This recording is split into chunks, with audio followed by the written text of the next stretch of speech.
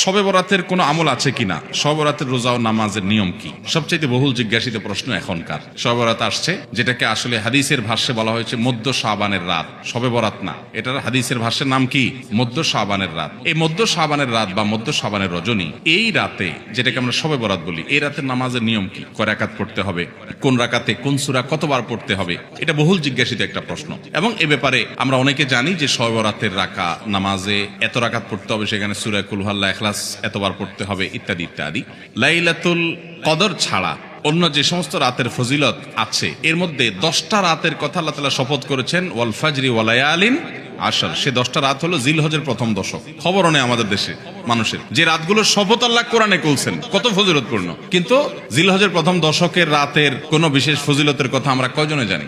যাই হোক, মধ্য শাবান রজনীর কথা আমরা বেশি জানি শুধু না, সবচেয়ে বেশি আমরা এ রাতে ইবাদত বন্দেগীর চেষ্টা করি। তো সবচেয়ে বেশি চেষ্টা তো হওয়া উচিত হলো লাইলাতুল কদরে। এর পাশাপাশি যদি কেউ মধ্য শাবানের রাতে আল্লাহ তাআলার ক্ষমা লাভের চেষ্টা করে, সেটা দোষণীয় না, সেটা জায়েজ। এই রাতের এতটুকু ফজিলত অবশ্যই প্রমাণিত যে আল্লাহ রাব্বুল আলামিন এই রাতে হিংসুক ছাড়া, মুশরিক ছাড়া বাকি মানুষগুলোকে সাধারণ ক্ষমা ঘোষণা করেন। অতএব এই রাতের একেবারে কোনোই ফজিলত নেই, ব্যাপারটা সেরকম না। বিভিন্ন হাদিসের আলোকে এইটুকু অন্তত সাব্যস্ত হয় যে আল্লাহ তাআলা হিংসুক এবং আপনার মুশরিক ছাড়া, মানুষের পিছিয়ে লাগে শত্রুতা, এই মানুষ ছাড়া বাকি মানুষ থেকে মাফ করে। তাহলে মধ্য শাবানের রাত বা যেটাকে শবে বরাত বলছি আমরা, এই রাতের মূল আমলই হলো, এটাকে কেন্দ্র করে মূল আমলই হলো নিজেকে শিরক এবং হিংসা থেকে পরিচ্ছন্ন করা, সাধারণ ক্ষমার উপযুক্ত করা, এটা হলো মূল আমল, বাস।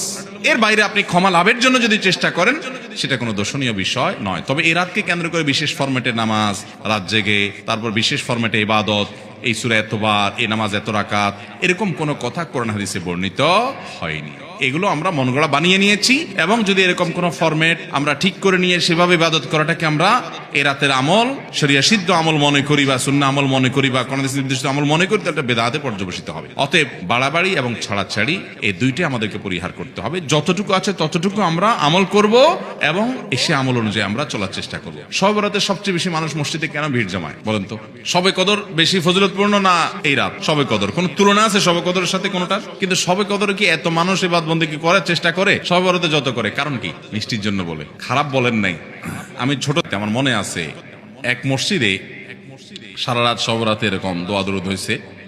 এবার শেষে মিষ্টি বিতরণ হচ্ছে, জিলাপি দিতে আর কি, তখন তো জিলাপি দেওয়া হচ্ছে।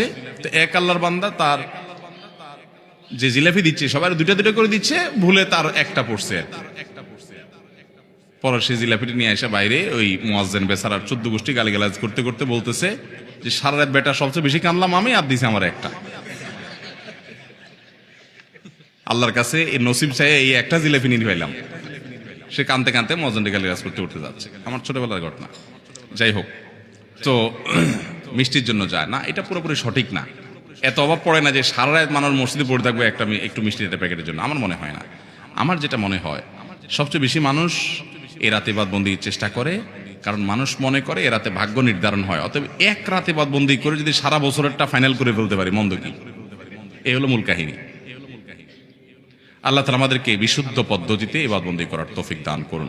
তাহলে ভাইরা আমার, মধ্য শাবানের রজনীতে আমরা আল্লাহ তাআলার কাছে ক্ষমার উপযুক্ত হওয়ার জন্য, হিংসা শিরক থেকে মুক্ত হওয়ার চেষ্টা করব। ক্ষমা পাওয়ার জন্য প্রচেষ্টা আমাদের থাকবে। কিন্তু ওই যে বেদাতি পন্থায় বিশেষ ফরম্যাট ঠিক করে ইবাদত, নামাজ, হালুয়া রুটি খায় মানুষ। হালুয়া রুটি কেন খায়?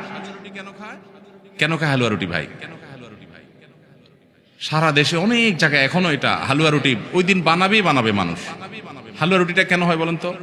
বলে যে নবী সাল্লাল্লাহু আলাইহি ওয়াসাল্লাম উহুদের যুদ্ধে তার দন্দান মুবারক শহীদ হয়েছে, এই জন্য উনি শক্ত খানা খাইতে পারতেন না, হালুয়া খাইতেন।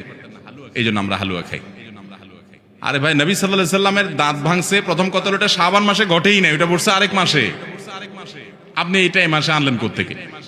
আচ্ছা, তারপরে যদি ধরে নেই এই মাসেই হয়েছে, তো ওনার দাঁত ভাঙছে কাদের আঘাতে? মুশরিকদের আঘাতে, তাই না? আল্লাহর দুশমনদের আঘাতে। তো কাফেরদের আঘাতে, দাঁত ভাঙাতে উনি হালুয়া খাইছে বলতেছেন, যদি এটার কোনো ভিত্তি নেই, বোগাস কথা। তারপরে ধরে নিলাম, তো আপনি ভালো দাঁত নিয়ে হালুয়া খাচ্ছেন কোন শরমে?